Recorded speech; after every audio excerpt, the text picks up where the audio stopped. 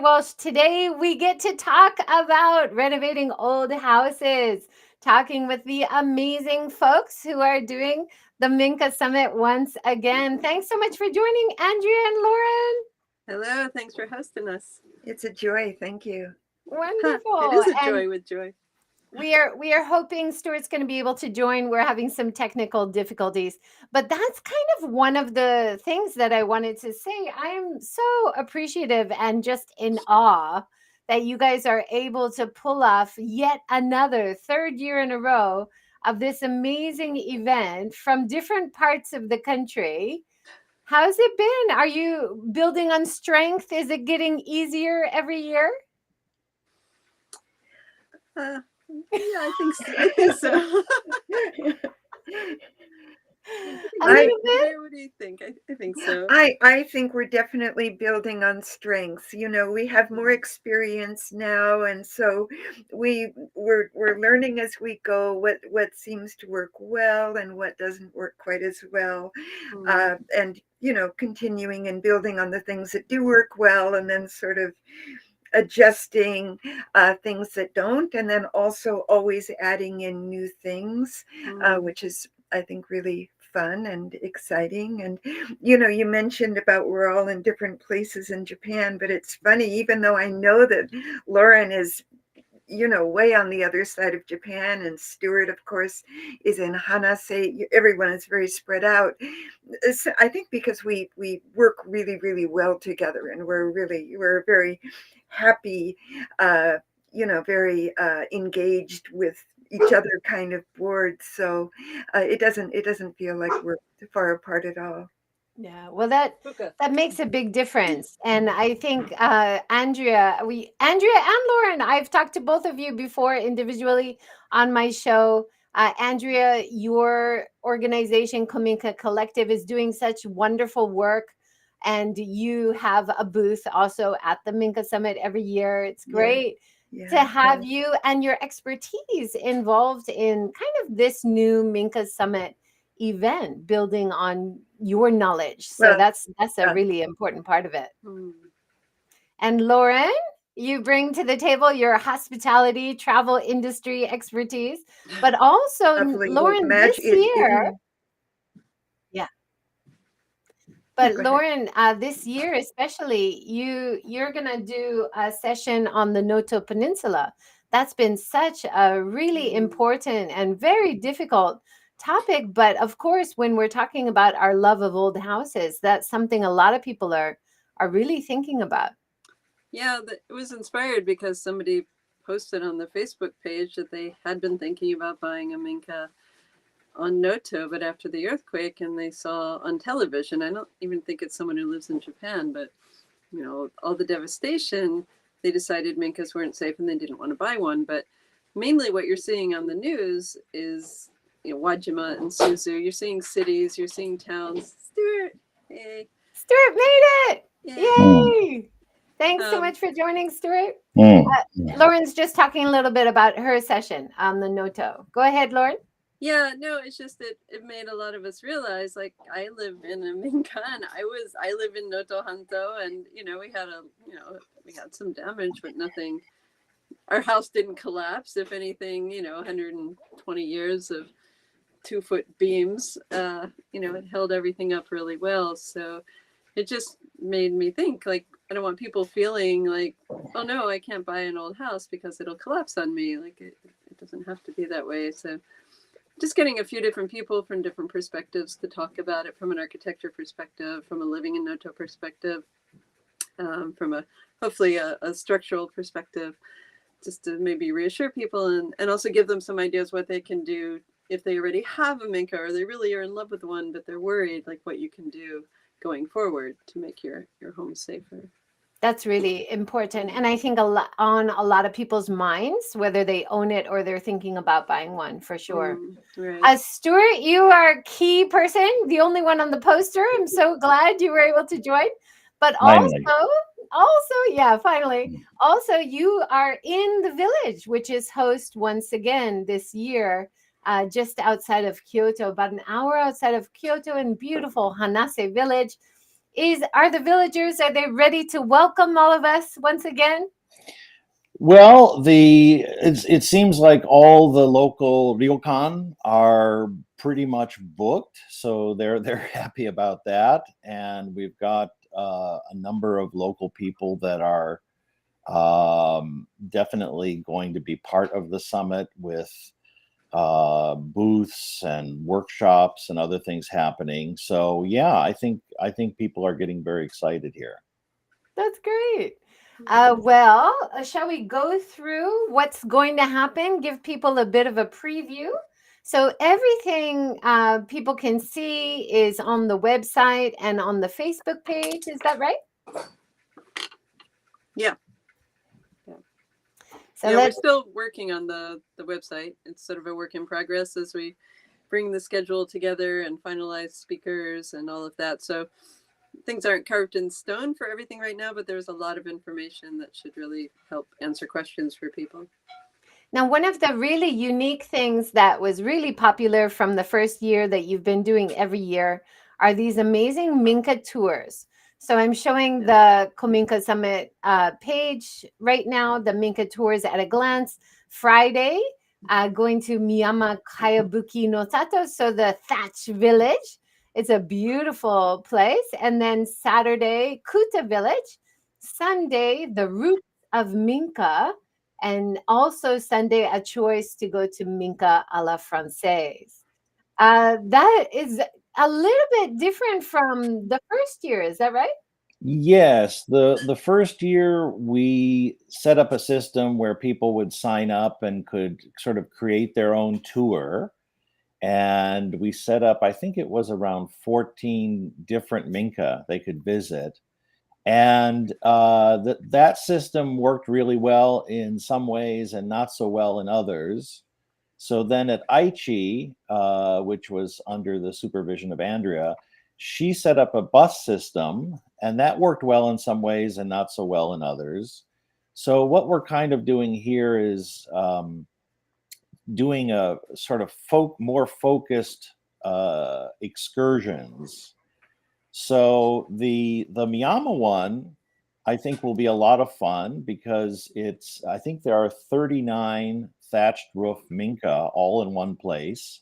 It's not the entire village, but it's about 90% of the village. And they also have a Minka museum there that you can go in and you can see all the different rooms, and they have little displays of things. You can go in the Kura, you can see the Umaya and all the different parts. And there's also an indigo museum there. There are cafes you can stop and have some coffee. So it's a little tiny bit touristy. It's a little different vibe from regular Minka occupied by regular people. But for particularly foreign visitors or foreign residents who live in other far-flung parts of Japan that have never had a chance to see it, it's definitely worth seeing. And then the Kuta experience on Saturday morning is really interesting, I think. Kuta is a tiny village that is directly north of Hanase. And a lot of people say, oh, Hanase is so remote. No, you should see Kuta. Kuta is really like, you really feel like you're stepping back into Edo period Japan or something.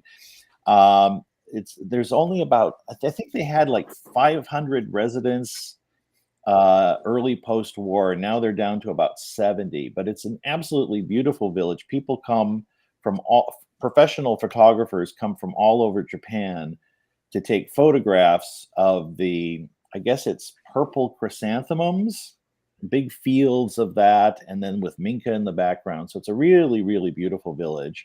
So we're going to visit several Minka there. There is a traditional tool museum that people will be able to go to.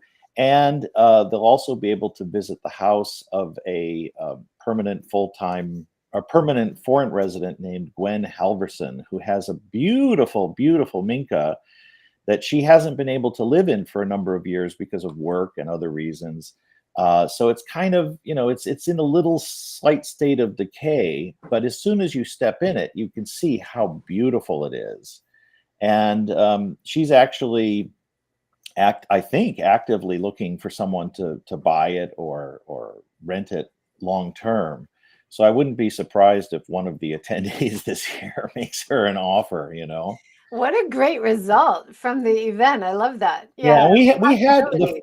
the first Hanase event, we actually had someone really trying to buy one person's Minka, and he kept like raising the offer and everything, and the guy's like, no, thank you, I'm really pleased, but I want to give it to my kids when I get old. And so it could happen, who knows. So that's Kuta. And then Sunday people will have a choice. They can go to visit the incredible Minka of Sebastian and Melanie, who are professional architects, and they're very into sustainability issues. And their Minka was on the tour 2 years ago, but it's been completely transformed since then.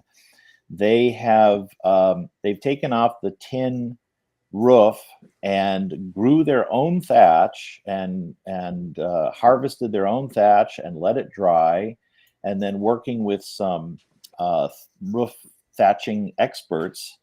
There's a photo right there of them working on it, and the final results are absolutely stunning. And it's not just the roof, but they've also, since the last summit in Hanase, they've transformed their Naya, their barn, into an office, and they've created even the chicken coop I want to live in. It's so nice. So They're that's really amazing. yeah. Yeah, and It's really they've done amazing projects all over. I think my partner was saying we had a great project by them in Hiroshima with benches moving ah through the city, and whenever I visit Kyoto as Oh, well. that's what brought them to Oh Japan. I yeah, think was that yeah. Hiroshima yeah. project. How great! Yeah. So Yeah, there's that, and then also on Sunday we have Hisaya Furuhara-san, who there he is. He is the owner of the Furuhara Sawmill, which is the last surviving lumber company in the area. And he's going to give a talk about, and with a lot of show and tell about the different types of wood that are used to make different parts of the Minka and their advantages and disadvantages.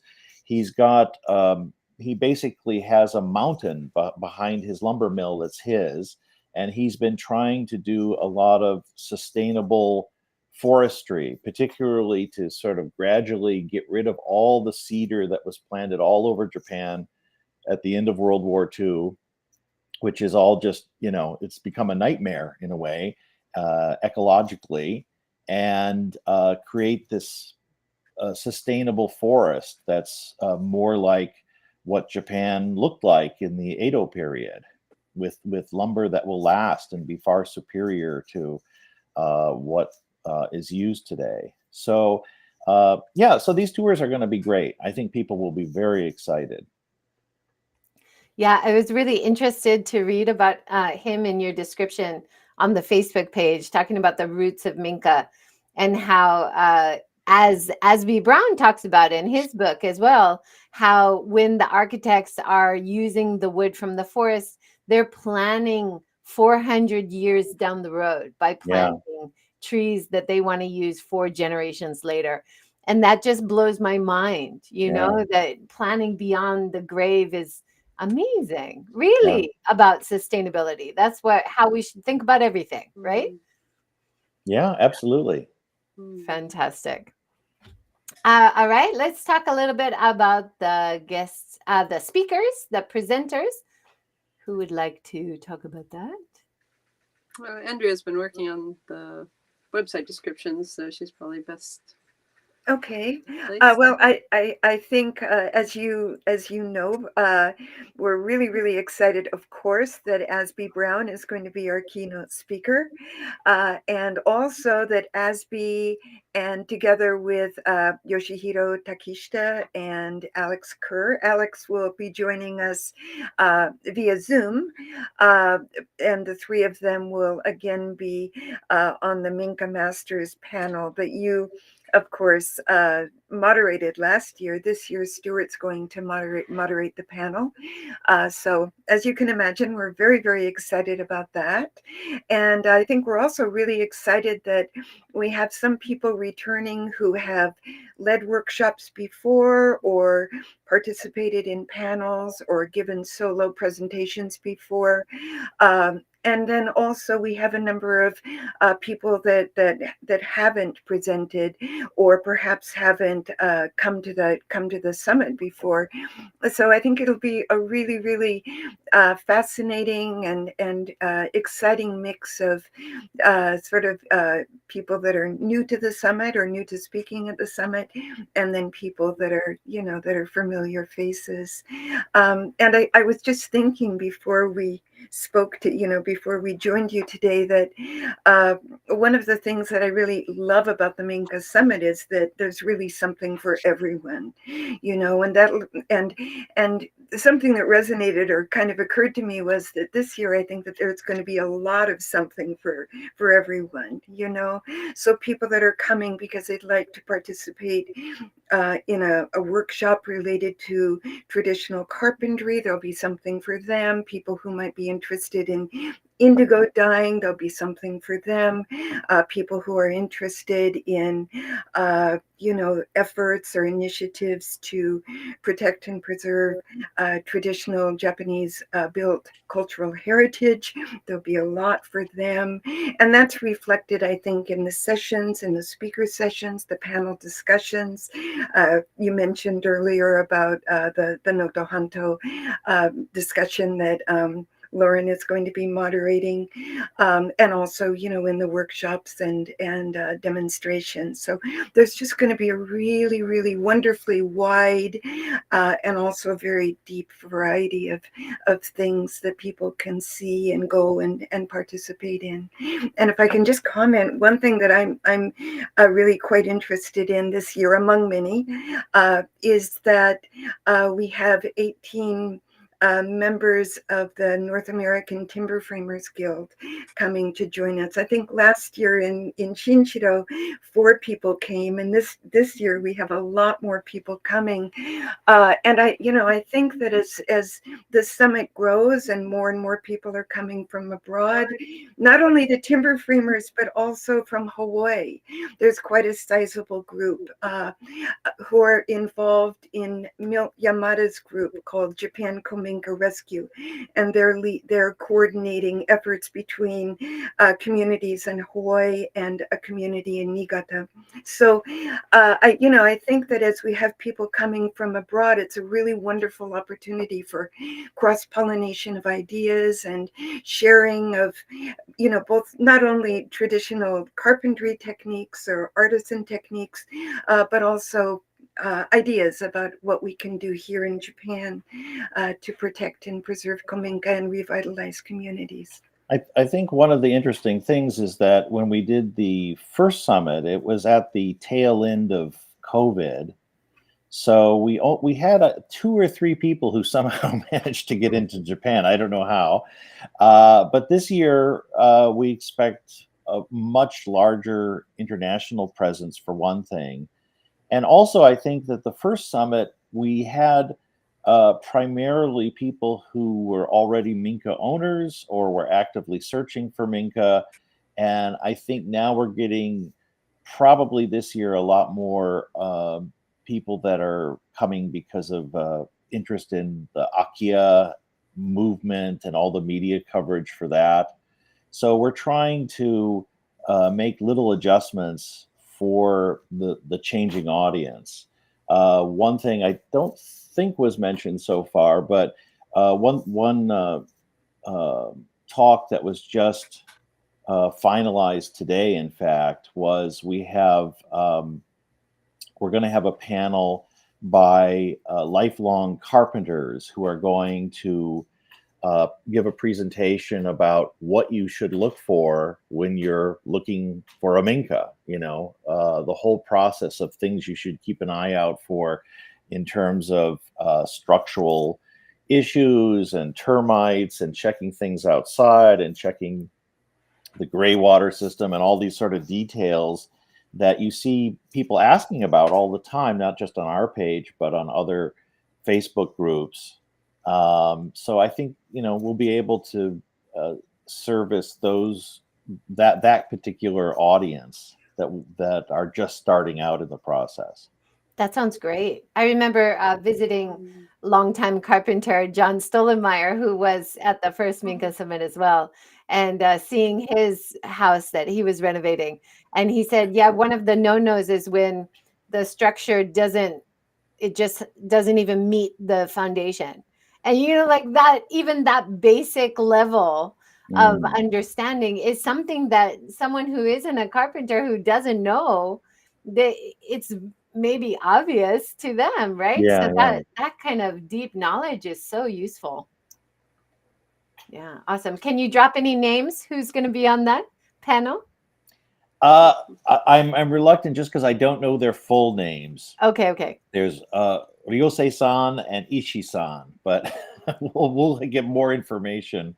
We need to get Ishii-san's given name, so we're waiting on that. But well, that's wonderful. And then that kind of panel in combination with the Hisaya Furuhara-san, yeah, who's talking about the kind of wood that was traditionally used for Minka and for building traditional houses, and that deep knowledge that most people have no idea about as well.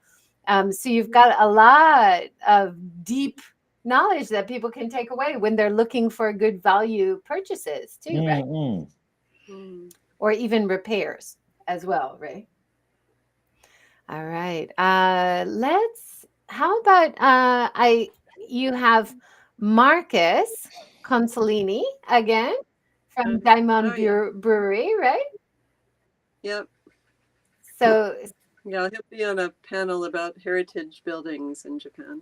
And Asby Brown again for the keynote speaker. So that'll be at the dinner yes. talk, right? Mm-hmm. And then this year, Jeremy Phillips, right? Yeah, he'll be on a panel this year. He's not doing an independent presentation.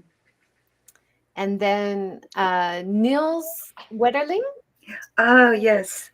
He'll Nils Sun will be giving a solo presentation, and he's really an expert in restoring machiya. I think mainly he's other heritage buildings as well, but I think his real expertise, or maybe his real interest currently, is in machiya in Kyoto, and I'm sure that's going to be a very, very interesting talk.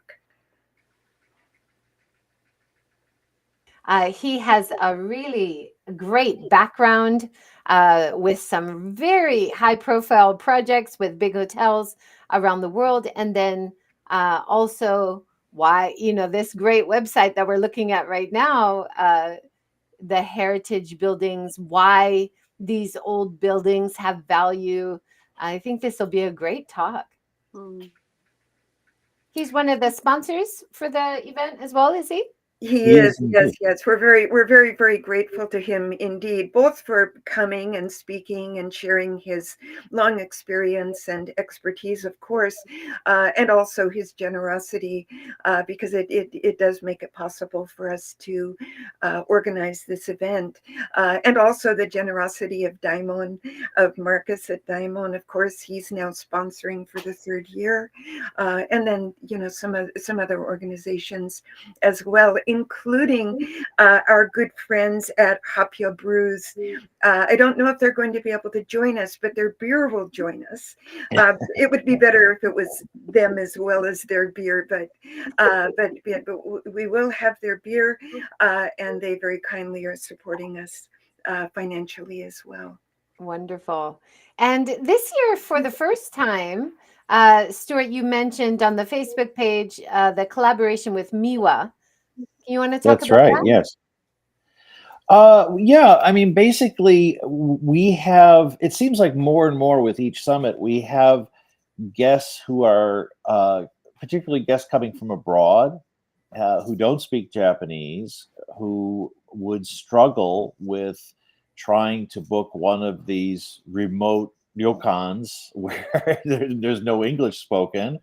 and they, even just renting a car is very difficult logistically for them coming from abroad.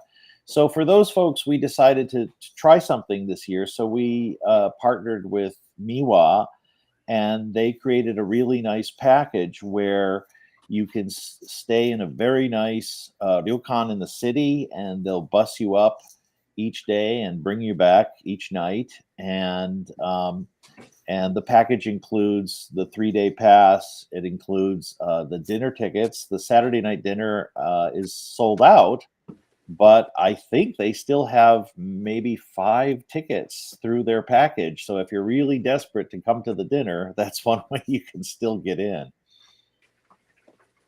And that, I mean, what I mentioned before you joined, when we started, Stuart, how amazing it is that you guys are organizing this amazing event from different parts of the country, but doing everyone's travel and stay on top of what you're already doing with organizing the event is kind of above and beyond. So having someone who really knows how to help people coming from outside Japan, that must really help support the event, right? Yeah, we tend to get a lot of calls where we sort of have to be a concierge in addition to everything else. And I need a place. It has to be this, and I've got to be able to walk to this, and it's so it's kind of like just call Miwa. They'll deal with you. Yeah. So Lauren knows those issues all too well, right? yeah. Yeah, that's my day job. I don't want it for my volunteer life. So for Minka Mall, who would like to talk about the Minka Mall? Well, I guess I can. I mean, it's gonna be very consistent with the last 2 years. It'll be a real variety, like it's been in the past, with antique stalls and craftspeople and nonprofits. Just a mix. Some of them are already on the website as you're scrolling. I can see. One thing that will be different, though, is that we're going to section off one part of the space where the Minka Mall is for workshops. So that will be ongoing throughout the summit, so people can come down for the workshop and then hopefully stroll through the Minka Mall, and it should be a win-win for everybody having it. One thing we're trying to do is we really want to connect the older artisans and craftsmen, and to give them a chance to have a space where they can show their skills, whether it's a traditional Japanese carpentry or something else, and they can share their knowledge with younger people, people that are doing renovations of Minka. It's just an opportunity to try to pass on this information that is slowly getting lost. So that's one of our main goals. And then also through the sort of Minka Undokai that's still in the planning stages, we want to bring together experienced carpenters and forest industry and lumberjack type people from all different parts of Japan, but also many people from the United States and possibly elsewhere. And we'll mix them up all together into three teams, like a children's undokai, and it'll be a chance for them to bond together as these teams, these international teams. Initially, we thought, gee, let's have Japan versus USA and see what happens, But mixing them all up makes more sense, because then they can, they have to communicate and they show one another things and stuff. And I think that'll be a really wonderful experience for those people who participate in that. So Undokai, for people who don't know, is like a sports event at school, right? And you have the white team versus the red team versus the green team, and you have different points. So I love the idea of mixing everyone up into different teams and competing. Yeah. Make it fun competition. So we don't really know yet what it's going to consist of. I mean, we're thinking of doing joinery competitions and wood, chopping wood and things like that. And we'd love to have things like, people racing up tree trunks, to the top and stuff, but we have to look into the liability issues Yeah, of how's that your kind of thing. insurance? Yeah. So, but we'll come up with something really fun, I think. Wow, that sounds great. So you guys are really building on your strengths from previous events. Every year, is it getting a little bit more streamlined because you've been doing it with the same core group from the beginning, right? In some ways it's streamlined. It's still an enormous amount of work, but we really listen to the feedback that we get from people each time and try to make things run more smoothly, and also address issues that come up. I mean, one of the interesting things that happened with Aichi, for instance, the facility that Andrea found for that summit was beautiful. I mean, a really great facility. But one of the interesting things that we discovered is at that facility, as great as it was, things were kind of far from one another. And as a result of that, people weren't able to mingle as much as they had in Hanase. And so we did get some feedback from people saying, at Hanase, I could meet people a lot easier and connect with people. So it's like we're really trying to listen to those comments and make adjustments based on the experiences, pro and con people have. Yeah, that's really important, isn't it? Because I think people, like, what did Alex Kirk call it? Like Glastonbury or Woodstock, yeah. Woodstock, right? Yeah. So it really was like the first year was so much people meeting from all over. Oh, what? Wow, you came from Yamaguchi? What? Yeah. You came from Ishikawa? Like people came from all over.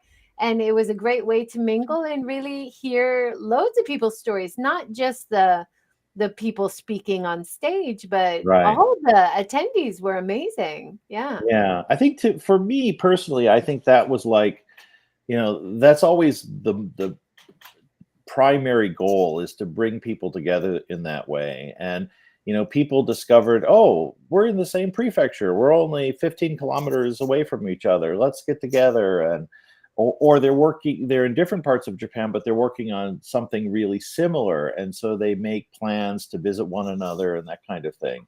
So those kind of connections are really wonderful when they happen. Yeah, absolutely. I was looking in the car park and I noticed that I wasn't the only one from Hiroshima area. And now I'm connected to Lawrence in Yamaguchi because of your first summit. Oh, And that's we great. came from a similar area, right? So you never know. Yeah. It's awesome. One more speaker. Oh, Shelley Clark. Yeah. So somebody want to talk about her topic? I think Stuart, you talked to Shelley, didn't you? It's about heritage of the building and the history of the building. Right. Connecting. I mean, that's a really important thing that we always emphasize on the Facebook page. And I think Shelley is sort of zeroing in on this idea that when you buy a Minka, you're not just buying a house. You're buying into a community that you have a shared responsibility.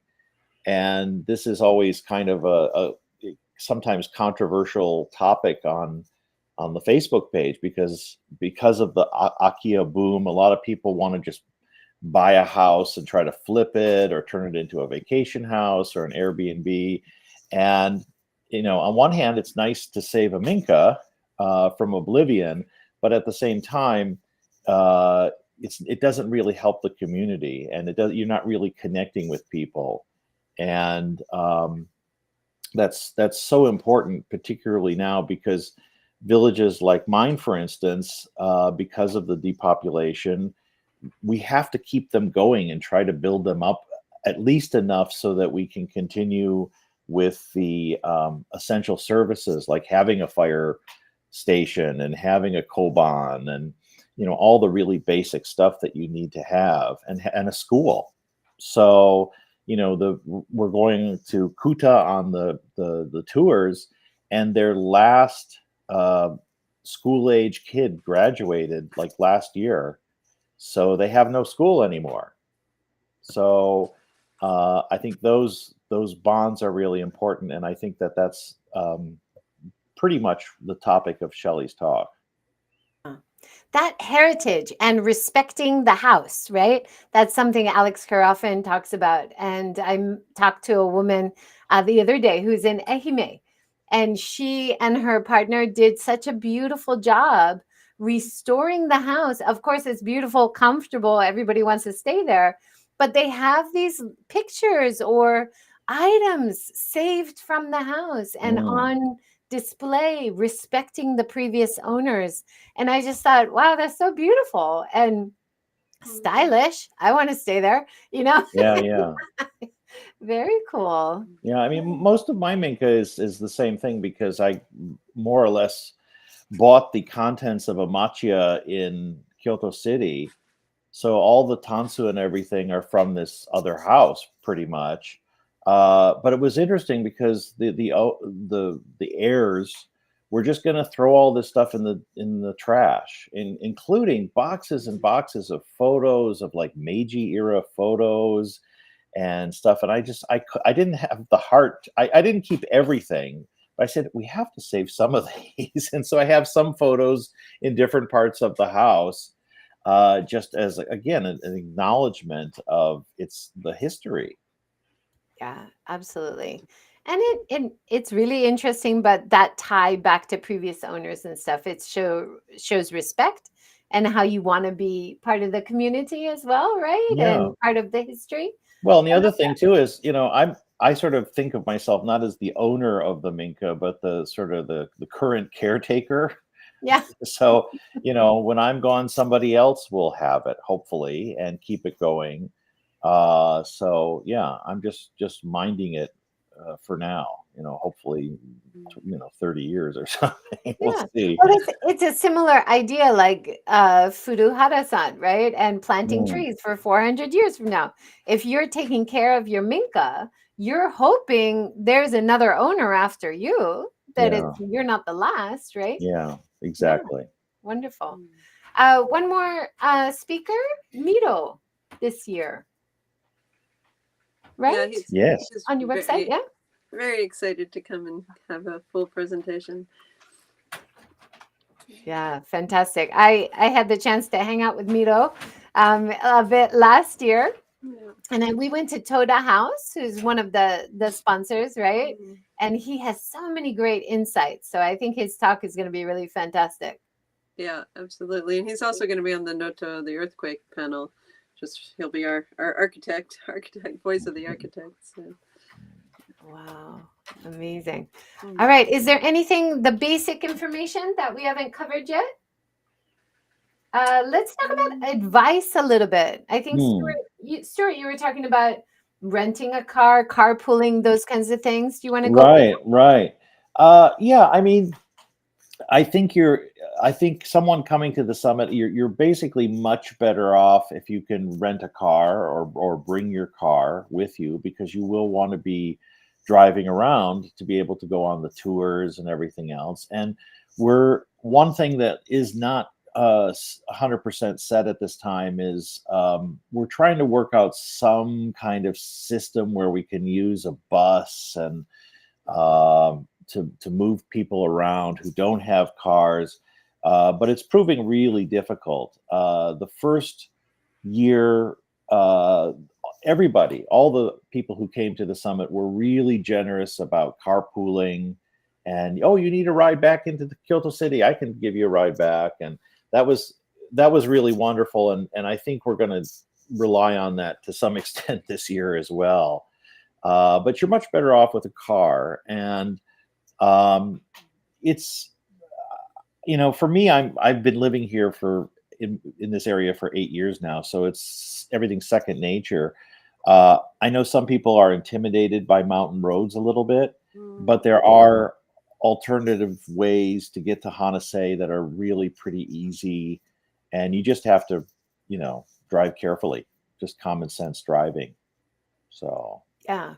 I drove my electric car there the first year, and it was fine. The roads, yeah, a little bit windy, a little bit bumpy, but yeah, go slow, be careful. Look in the mirrors. Yeah. Let people go, let the locals go. They know the roads, right? Take Yeah. your time. Mm. But also, you said there is a bus, right? 4 times a day. Yes, there is a city bus. It's very slow and it's also not cheap, but you can use public transportation to get here. And there is a bus stop right in front of Koryonomori, the main venue for the summit. So there is that. It's just not.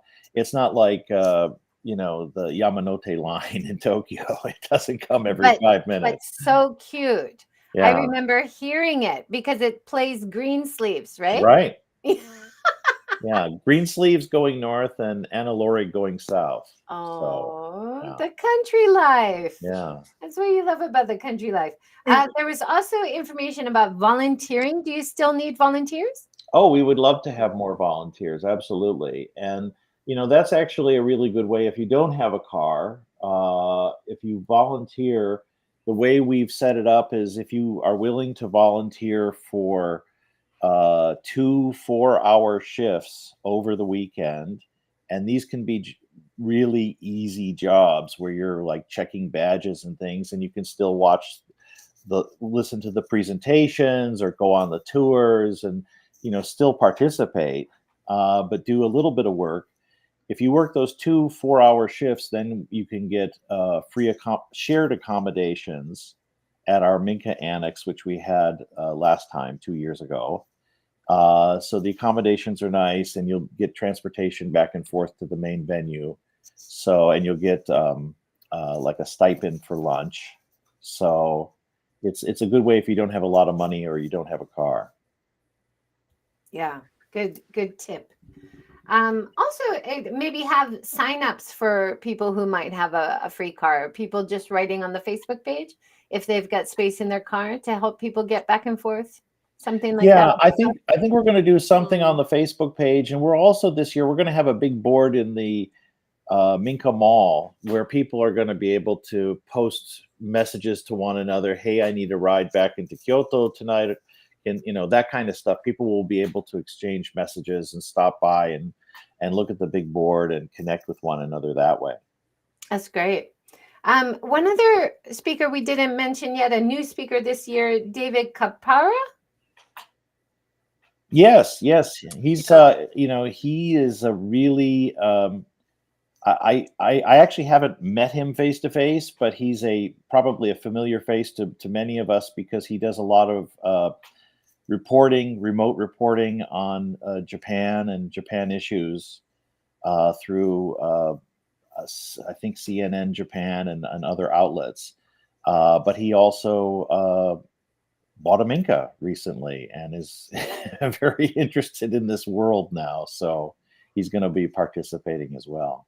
Yeah, wonderful. Really interesting background from JET. A lot of us came initially on the JET program. He was JET and then journalist, like you said, doing a lot of big news outlets. Wonderful. Yeah. Yeah. Yeah. Any other? I think we've mentioned all the main themes and advice. We have we're everything is still sort of being added, and there's lots more to come, but we're starting to add food vendors. We have Mexican cuisine coming back. There's going to be since last time the park has opened a small restaurant with really basic food like udon and things like that, but it has both indoor and outdoor seating. It's very nice if you want to eat that. We have a company called Rai Rai coming. They have these wonderful little small dishes. You can see those pictures of that kind of stuff on the website. And of course, this year we're going to really try to do a good job on the vegetarian cuisine for the dinner. So yeah, I figured you'd like that. So I appreciate that. And I yeah. think many of us will. No, I saw that you've got a local vendor. Yes, a small little husband and wife shop called Honey Ant. and they're hardcore organic vegan items. It's in a way one of those model rural businesses that I don't think they do a lot of local business. I mean, we go there, my wife and I, and buy, olive oil and things like that occasionally from them. But I think they do a lot of their business online and have been pretty successful. But they also occasionally do food workshops and cooking workshops and things, and they also do some catering of vegetarian meals. So That's wonderful. I think you'll be very happy. And so nice to use a local vendor. That's so wonderful. Oh, well, whenever possible, we certainly want to try to do that. Fantastic. What numbers are we talking? Like, how many people have been attending first year, second year, and then now so far? How many people are coming? I think vaguely it was around 400 people in the first year, 2022, and then around 450 last year. So we're figuring maybe 500 people this time. Wow, it is growing. Yeah, we're gonna Isn't that amazing? It grew even during COVID. Yeah, well, it was the tail end of COVID, so yeah. Right, but the borders were still closed, right? Yeah, technically, the first year somehow we had one guest from Poland. We had a couple from London who somehow got in. I'm not sure how exactly. So, but yeah, we'll quintuple the population of Hanase, so that'll be nice. Oh wow, yeah. I contacted the Highland Inn just to see by chance if he possibly had room. He's right there in Hanase Village, but at least for a meal, because he's a fantastic chef. And so he's going to allow me to come and eat there, which is wonderful. But he said most of the bookings happen really fast from people outside of Japan. So it's like, oh, that's great. That's wonderful. Yeah, he's got Shelly staying there, and then 2 other sets, somebody from Alaska, some people from Hawaii, I think. So yeah, and there are some places that are still available. There's a place called Yamano Ie. That is in Hanase. It's about 15 minutes away by car, but they still have lots of rooms. There are places in Ohara, which is a village that's really, really beautiful. If you remember At Home with Venetia in Kyoto, but that's where her show emanated from. And, certainly there are places in the city, and there's also in Keihoku, about 35 minutes away by car. There's a place called the Kyoto Seminar House. I think they still have some rooms available when we last checked in with them. That's awesome. You guys have that great PDF list with loads of recommendations. Are you updating, like when places are full? Are you taking them off, or that's a lot of extra work, right? That's a lot of extra work. So. People can just go through the list because you've got all the great links and everything. That's good enough. Yeah. Joy, can I just add into what Stuart was just saying about Seminar House in Keihoku? I do know that they do have rooms. Some of them are shared. And then also what Stuart was just mentioning about Yamano Ie in Hanase, which is about 15 minutes from the summit, that I've already reserved a number of rooms for the groups that we're connected with. And I think that they still do have quite a bit available, and it's maybe perhaps a little bit more basic accommodation and shared accommodation, but the price is very good. So if there are people that are struggling a bit maybe to find ryokan accommodation or something like that this is a possibility. Can I also just comment, and I think Lauren mentioned this earlier, that we're adding content regularly to the website. So, if people do visit the website, they'll find more and more and more information every week about sessions and workshops, also about the Minka Mall, about various food vendors and artisan booths that people will be having, and really a lot of information. There's a lot of information there now, but there'll be much, much, much more information added very regularly. It's fantastic what you guys are doing, and keep updating. I think Stuart mentioned you guys are all burning the midnight oil. We are, yes. Late night meetings, lots of back and forth communication, I imagine. Um, yeah, it might be getting easier year by year, but with more and more people coming, that's more and more work too, right? That's true. Yeah, I mean, Mhm. Andrea and I certainly, with the Hanase one the first year and Andrea with Aichi the second year, we both had the same experience, which was we basically spent the month after the summit like in bed, just unable to move. So Oh my gosh. Well, yeah. I remember, Stuart, the first year, didn't the local council people come out, and Oh yeah, all the local people were saying they were so surprised to see so many people interested in old houses. they couldn't believe How do it. they feel now? Are they still in shock? I think they are still in shock. I mean, the really strong impression was, we give free passes to Hanase residents. So a lot of people came, and when they arrived at the venue, they're looking at all the license plates, and they just it's like these people all over Japan. What are they doing here? And these foreigners, they like Minka. They couldn't believe it. So and as I mentioned before, I mean it. I mentioned the Minka last time that one of the attendees was trying to buy. It was a gentleman in his, I guess, 70s, and his ryokan was kind of, a little bit falling on hard times, a little bit run down, and he was just flabbergasted that anybody would actually not only want to buy it, but keep raising his offer, hoping to, have a sale. And he just couldn't believe it. So he was really touched by that. It's like he thought his place was worthless, and here was this guy who was offering him tons and tons of money for it. So I think it had a really, and also the ryokan where Alex stayed last time was another ryokan that had been, because of COVID and everything else, it had really had some hard times financially. And Alex loved being there. I mean, he saw past the fact that the floors were sinking a little bit here and there and stuff like that. And so I think he must have had these wonderful talks with the owners. And after he left and we came to visit them, the owners, to say thank you for hosting Alex, they were like, oh, he's so nice, and we just had this great experience. And so yeah, I mean, I think it really is good for the community.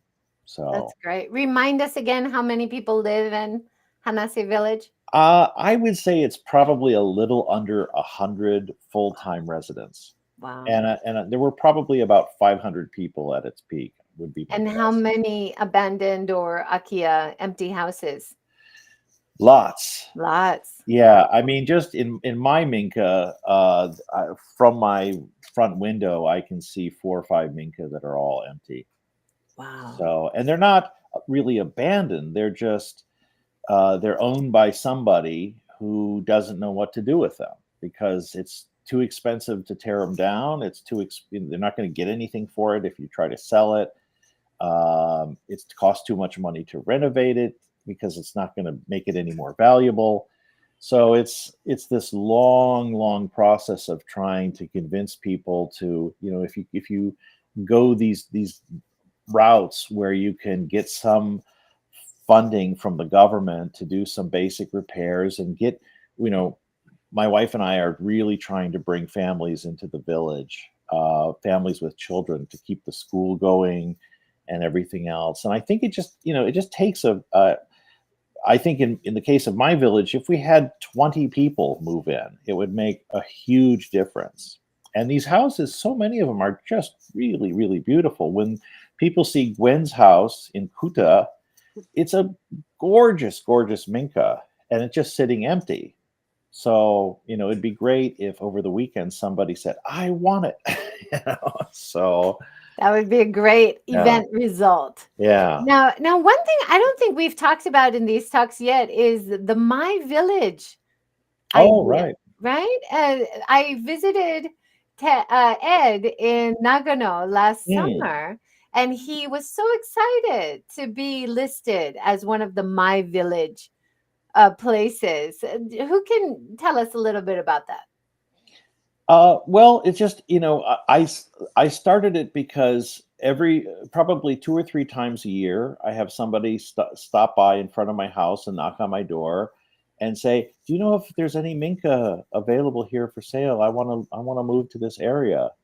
And there is an empty house program in Hanase, but it's, sorry to say, completely dysfunctional. So it's it's really not effective. So my wife and I, on our own, have taken it upon ourselves to try to help people whenever we can. If they're looking for something, we'll happily sit down with them under our gazebo and try to answer their questions and offer them advice, and even in some cases drive them around and show them some places that might be available. And the My Village program is a way to kind of formalize that a little bit, where people, foreign residents particularly, who live in these villages, who are trying to help repopulate them, particularly with families, they can post images and information about their village, such as, where is the nearest bank, where is the nearest gas station, where is the nearest hospital, and really basic, essential information. And then if you see a village that you like, or is close to you where you work, or for whatever reason you're interested, you can contact that person representing that village, and they can answer additional questions. And in most cases, they would be happy to have you come up and meet with them and have a more detailed talk, and they can show you around the village a little bit, or introduce you to the local Akia people, and so on. So it hasn't been enormously successful so far, but it's been a little bit successful, where we've had some inquiries and some people visiting and taking advantage of it. So at the summit, we're going to try to get more people to sign up to volunteer their village into the program. And I think the more villages we have listed, the more traffic we'll get from people looking for a place to live. Yeah, absolutely. And someone in that area who doesn't mind being part of like the ambassador program, right? Yeah, So yeah. the person who will answer questions when people Yeah. contact them, right? Yeah. I mean, pretty much if I'm at home, and as long as I have the time, I'm happy to sit down and talk with people about the Minka and what's nearby, and what the schools are like, and what the neighbors are like, and all that kind of stuff. And Yeah. some of the questions that people want answers to, you're not going to get from a realtor or an Akia Bank program person. Yeah. Yeah. I think Ed was telling me, yeah, you sometimes get a lot of emails or contacts from dreamers, Yeah. like people, there's probably no way they're going to come and buy the house or live in your neighborhood, but they're dreaming, they're interested, right? And so if you have it on this website, at least people can read about it Yeah. and get most of the information. And then if they're serious, they can reach out to the ambassador and maybe go visit. I think a lot of these ambassadors have had people come and show them around the neighborhood, like you said. Yeah, I think and that's a great service. actually, I think most of the people that I've actually talked to, that have actually come and I've met with, they have ended up getting a Minka somewhere, not necessarily in Hanase, but somewhere in Kyoto, else in Kyoto Prefecture, or somewhere. I mean, they are definitely committed. I think, like you had Jaya at the first Minka Summit talking about how he did it and his YouTube channel, which has had millions of views, right? Like people sharing that information about how they did it, how they got through all the hurdles, and then coming to the Minka Summit. You're going to meet so many people like that, right? Yeah. So many people that have done that step a little bit in front of what you want to do, right? Yeah.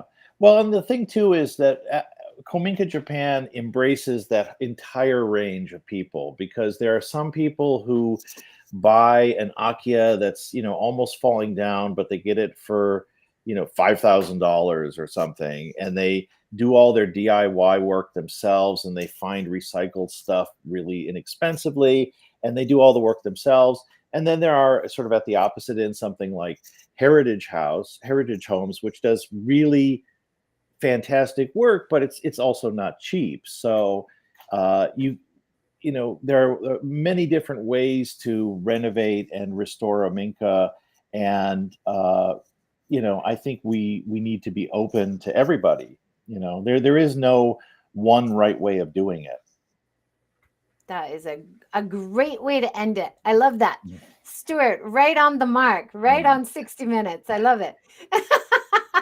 Thank you guys so much for joining. Really excited about the Minka Summit once again this year. Keep up the good work. There are still tickets available, just not to the dinner, right? Just not to the dinner. All right.